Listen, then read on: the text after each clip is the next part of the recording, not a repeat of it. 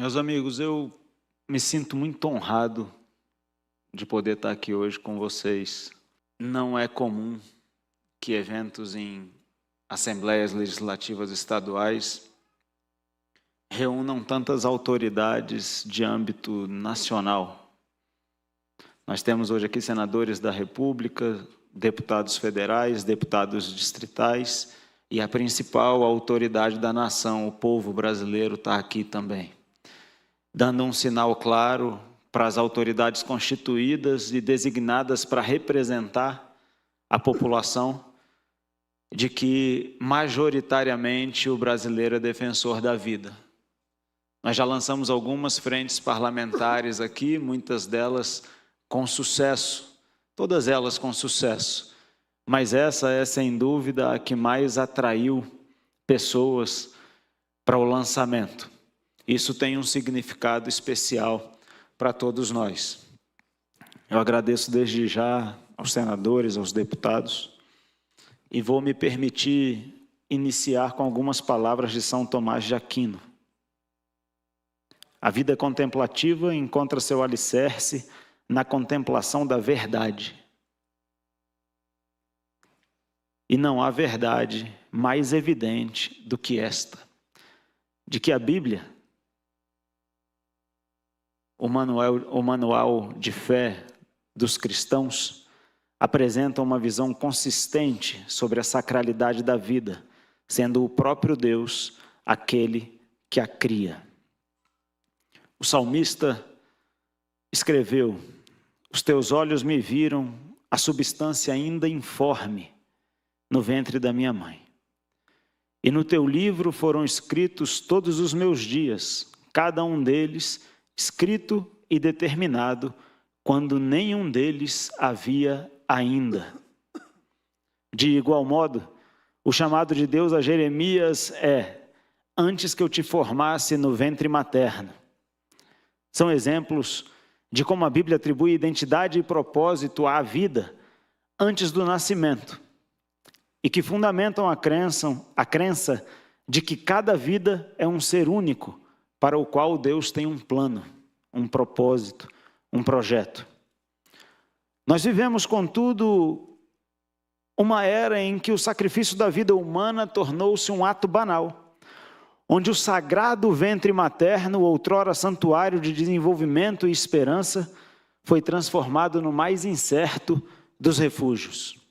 De fato, a disponibilidade sem precedentes de métodos para prevenir a fecundação deveria significar menos dilemas, menos vidas postas em risco por decisões impulsivas. No entanto, o que observamos é um descompasso entre a liberdade de escolha e a responsabilidade que deve acompanhá-la.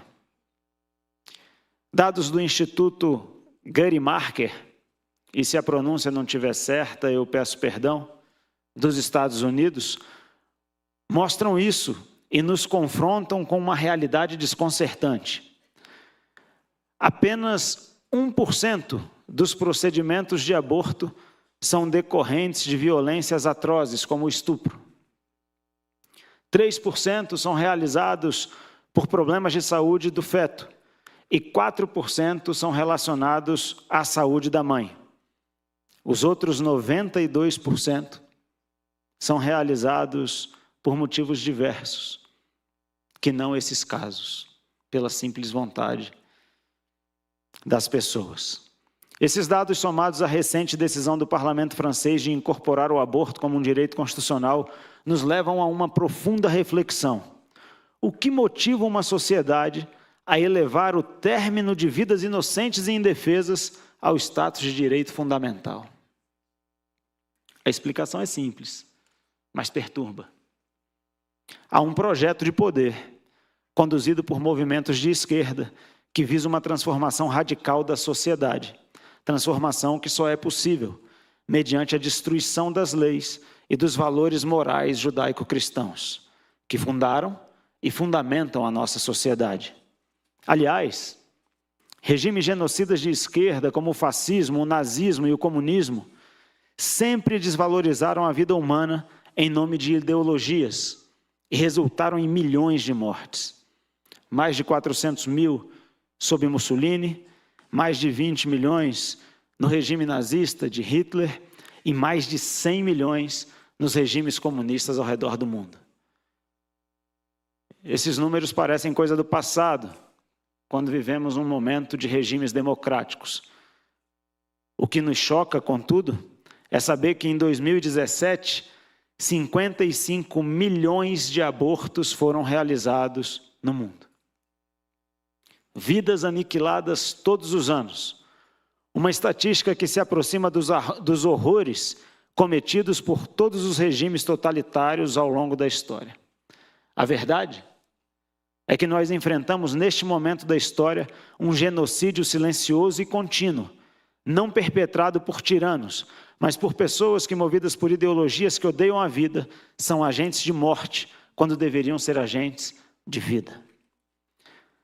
A questão que se impõe agora é o aborto e é uma catástrofe, disfarçada de liberdade de escolha e de direitos individuais. Os impactos devastadores das ideologias coletivistas na decisão pelo abortamento se revelam quando constatamos a recusa crescente das mulheres em abraçar a maternidade, resultando numa queda acentuada dos índices de natalidade na sociedade ocidental. De fato, quando uma mulher decide dar fim à vida do seu próprio filho, muita coisa já foi desconstruída, sendo este um sinal crítico que algo fundamental já se rompeu. Anualmente, eu repito, mais de 55 milhões de vidas são ceifadas num massacre executado não por um inimigo externo, mas por aqueles que, em essência, deveriam ser os primeiros a amar e proteger. Sem sombra de dúvida, essa é a maior atrocidade que a humanidade inflige a si mesma. Não podemos esquecer, contudo, que nada é por acaso. Há um projeto de poder político planejado e executado minuciosamente ao longo das últimas décadas. Temos o dever moral e a obrigação de lançar luz sobre essa realidade sombria, de expor e enfrentar a maior de todas as barbaridades perpetradas pelo ser humano contra si mesmo. O silêncio e a indiferença não são opções. É imperativo que sejamos vozes ativas na defesa da vida, desde a fecundação até o último suspiro, reafirmando o valor sagrado de cada existência. Este é o momento de resgatar o entendimento sobre o propósito essencial da nossa existência, de carregar a imagem daquele que nos criou, crescendo, evoluindo e multiplicando vida.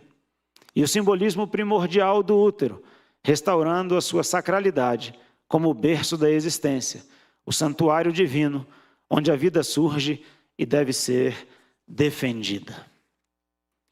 Obrigado.